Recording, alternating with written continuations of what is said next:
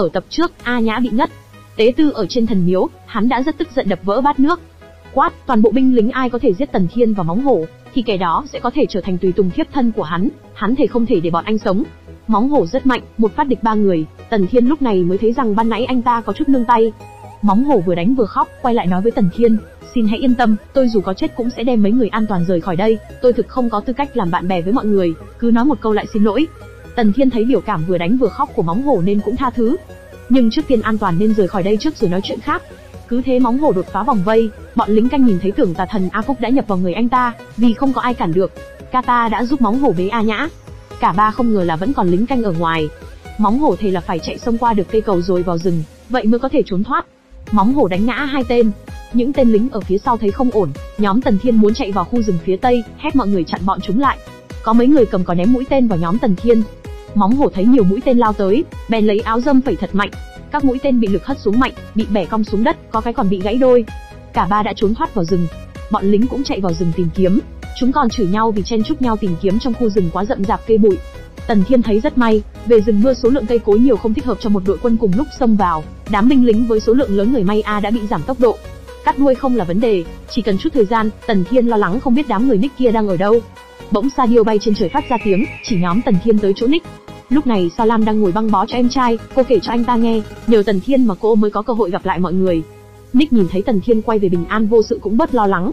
Móng Hổ bất ngờ quỳ xuống với Tần Thiên, anh ta ôm vết thương trên ngực đau phải nhắm một mắt lại. Anh ta biết đây là trừng phạt mà thần minh đại nhân giáng xuống cho anh, vì tội phản bội bạn bè. Tần Thiên thấy vì thoát khỏi bao vây mà Móng Hổ không tiếc lấy mình làm thuẫn, một mình kéo ra mở một lối thoát cho mọi người.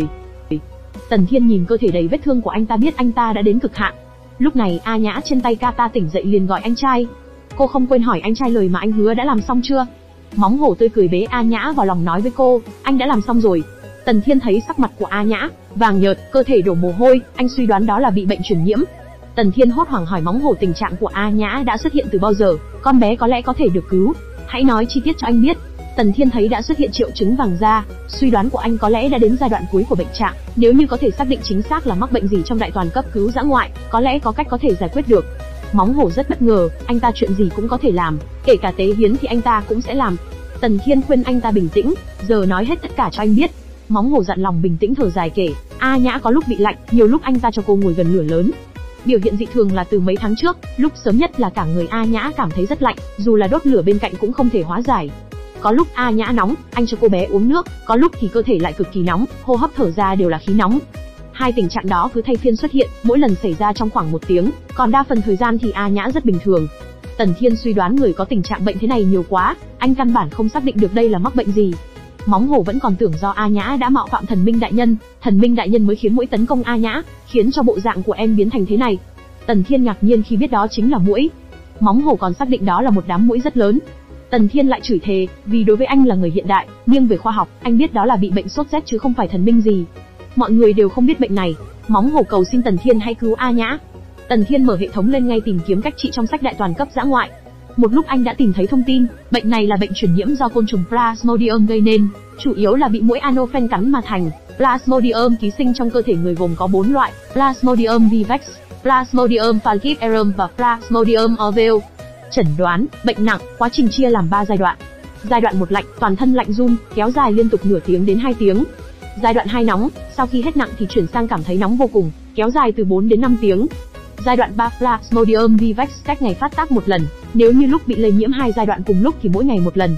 Plasmodium malariae cách 3 ngày sẽ phát tác 1 lần, nếu lúc bị lây nhiễm 2 loại thì mỗi ngày phát tác 1 lần. Plasmodium falciparum phát tác không rõ ràng, triệu chứng nặng có thể là sốt cao không hạ, hôn mê, nôn mửa đi cầu ra chất thải đỏ đen, sốc, vân vân.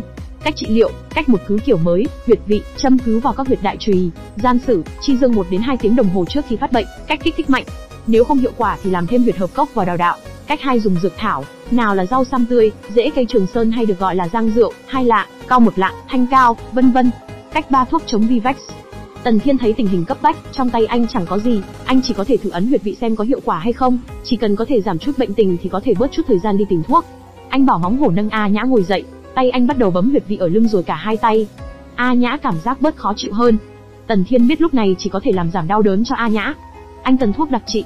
Mấy phút sau khi tìm trên bản đồ, các chỗ thảo dược cách nhau quá xa. Anh ngày trước có nhớ cách Trung Tây kết hợp, thanh hao trắng, Quinine dùng để trị liệu là lấy từ trong vỏ cây của cây canh Kina. Canh Kina xuất hiện ở vùng núi Andes, một bộ phận của dãy Andes lại nằm ở trong rừng rậm Amazon. Lấy rừng rậm Amazon thành khu D3 trung tâm thì nhất định sẽ tìm được canh Kina. Tần Thiên đã tìm thấy chỗ cây canh Kina, cây thanh hào hoa vàng, cứu thế nhân loại.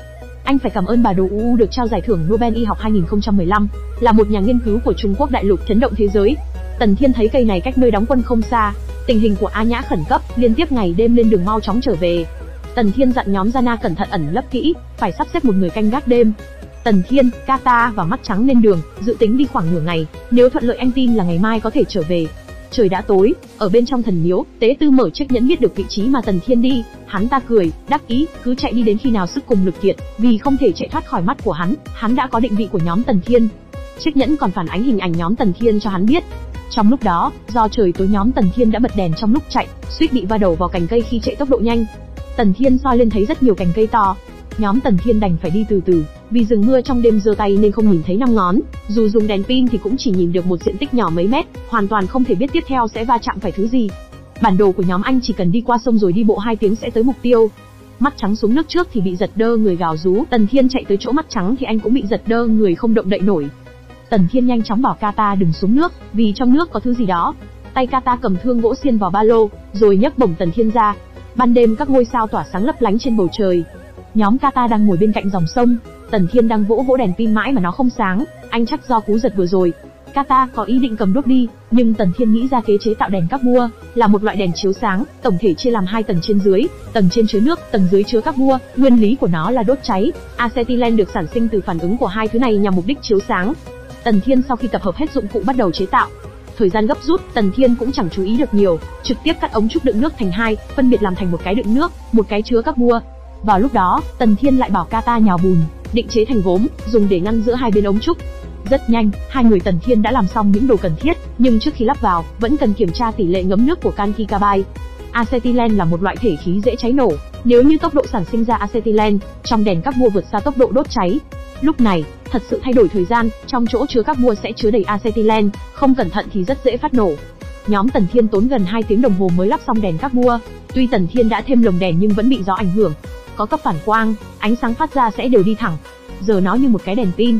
Kata đã chặt cây bắc qua sông. Do Mắt Trắng bị kiệt sức không đi được, Kata đành vác nó qua. Đèn rất sáng, Tần Thiên rất vui. Trong lúc đi qua sông Tần Thiên nhắc nhở Kata, cá ở đây rất nguy hiểm, nó có thể giết chết một con cá lớn. Ví dụ một con bò nặng 100 kg. Đó chính là cá trình điện, là một loài cá trong họ cá dao lưng trần ở Nam Mỹ. Nó có thể phát ra điện để giật kẻ thù và để săn mồi, là loài cá phóng điện nước ngọt mạnh nhất. Điện áp phóng xạ có thể lên tới 300 đến 800V, vì vậy mà nó có cái tên trong nước là dòng điện cao áp. Chủ yếu phân bố ở khu vực Amazon châu Nam Mỹ, thường sống ở ao đầm hoặc những nơi nước bẩn, hình dạng rất lớn, dù ra ngoài săn mồi vào ban đêm. Trừ con người thì không có thiên địch. May Bạch Nhãn không trực tiếp giao thủ với cá, chỉ bị giật chút, nếu không giờ đã cứng xác rồi. Muốn khôi phục khả năng đi lại phải mất vài tiếng. Sáng sớm ngày hôm sau, nhóm Tần Thiên đã tới. Cây canh Kina còn được gọi là cây quinine, cây Gina, cây canh Canalicher, vân vân. Họ cây canh Cana rubiaceae, cây thường cao và đến 6 mét, cao nhất là 25 mét, vỏ cây màu nâu đậm, hơi mỏng, có vết nứt nhưng nông. Khu vực khởi nguồn từ vùng núi Andes, mà vỏ cây và vỏ rễ là nguồn nguyên liệu quan trọng để lấy quinine và quinidine. Kata lấy vỏ và cành cây. Tần Thiên lấy hộp đồ dùng của Jessica mang tới, bày các dụng cụ rồi bắt đầu chế tạo. Do anh không có kim tiêm, chỉ có thể chế tạo quinine acid sulfuric, lấy vỏ cây canh Kina trộn với solalam, sau đó không ngừng chiết xuất với dầu ether, hợp lại rồi lấy dịch thể ra. Sau khi đột thì lấy thành phần chiết của axit sulfuric loãng, sau khi đợi kết tinh xong thì sẽ trở thành quinine acid sulfuric. Tần Thiên đã sớm chuẩn bị từ trước, anh chỉ còn lại chế tạo dầu ether. Dầu ether mà sản phẩm dầu nhẹ, muốn chế được ở đây là không thể nào được, nhưng tác dụng của dầu ether chẳng qua chỉ là đồ chiết, anh có thể dùng cách khác đổi lấy loại đồ chiết tầm trung là ether acetate. Anh phải chế tạo thêm axit acetic trước mới ra ether acetate. Cách chế axit acetic chỉ cần liên tục cho đá tiêu vào nước đến khi nhiệt độ hạ xuống dưới 16 độ C. Thông qua nước làm nguội đồ chua khiến axit acetic khô tách ra, đó chính là axit acetic.